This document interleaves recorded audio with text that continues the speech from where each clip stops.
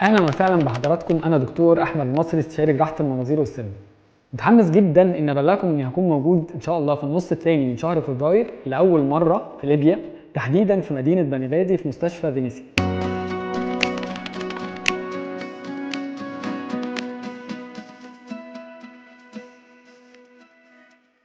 هقدم كل الخدمات الطبيه والتكنولوجيا الحديثه والادوات الحديثه اللي احنا كنا دايما معروفين بيها في مصر وفي الوطن العربي هتكون موجوده في ليبيا. Hi, Dr. Ahmed. It's me, Jenna from Dubai. Thank you for changing my life. أنا سارة الأمير.